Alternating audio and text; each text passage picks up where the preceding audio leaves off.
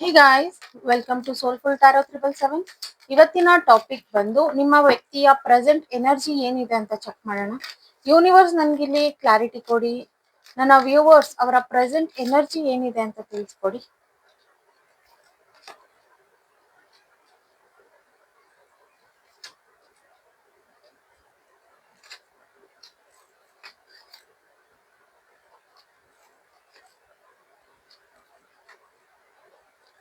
Okay, ಇಲ್ಲಿ ನೋಡಿ, ನಿಮ್ಮ ವ್ಯಕ್ತಿ ಇಲ್ಲಿ ನೋ ಕಾಂಟ್ಯಾಕ್ಟ್ ಅಲ್ಲಿ ಇದಾರೆ ಅನ್ನೋದು ಕಾಣ್ತಾ ಇದೆ ನಿಮ್ ಜೊತೆನಲ್ಲಿ.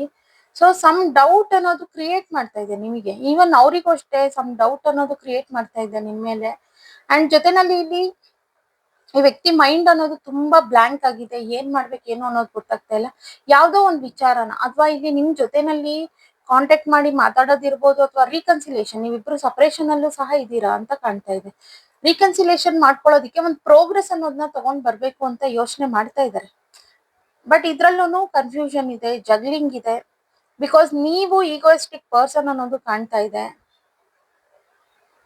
ಅರ್ಥ ಮಾಡ್ಕೊಳ್ತಿಲ್ಲ ಅನ್ನೋದು ಕಾಣ್ತಾ ಇದೆ. ಸೊ ಹಾಗಾಗಿ ಇಲ್ಲಿ ವ್ಯಕ್ತಿಗೆ ತುಂಬಾ ಕನ್ಫ್ಯೂಷನ್ ಅನ್ನೋದು ಕ್ರಿಯೇಟ್ ಆಗ್ತಾ ಇದೆ. ಏನ್ ಮಾಡ್ಬೇಕು ಏನು ಅನ್ನೋದು ಗೊತ್ತಾಗ್ತಾ ಇಲ್ಲ. ಒಂದು 50-50 ಥಾಟ್ ಅಲ್ಲಿ ಇದ್ದಾರೆ ಈ ವ್ಯಕ್ತಿ ಅನ್ನೋದು ಕಾಣ್ತಾ ಇದೆ. ಓಕೆನಾ? ಬಟ್ ಇವರಿಗೆ ನಿಮ್ಮ ಜೊತೆನಲ್ಲಿ ರೀಕನ್ಸಿಲೇಷನ್ ಬೇಕು. ಮುಂಚೆ ನೀವಿಬ್ರು ಹೇಗಿದ್ರಲ್ಲ ಆ ರೀತಿ ಮಾತಾಡ್ಬೇಕು.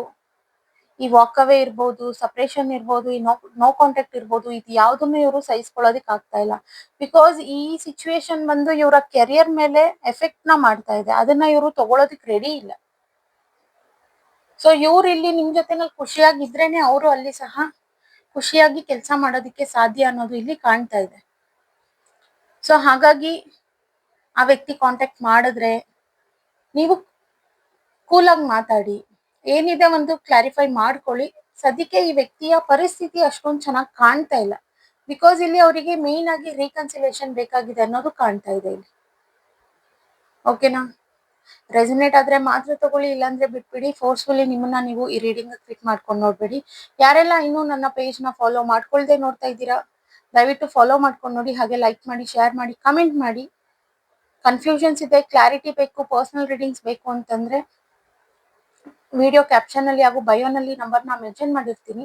ಆ ನಂಬರ್ಗೆ ನೀವು ವಾಟ್ಸ್ಆಪ್ ಅಥವಾ ಕಾಲ್ ಮಾಡಿ ರೀಡಿಂಗ್ಸ್ ನ ಬುಕ್ ಮಾಡ್ಕೊಳ್ಬಹುದು. ಅಲ್ಲಿ ಕ್ಲಾರಿಟಿನ ಪಡ್ಕೊಳ್ಬಹುದು.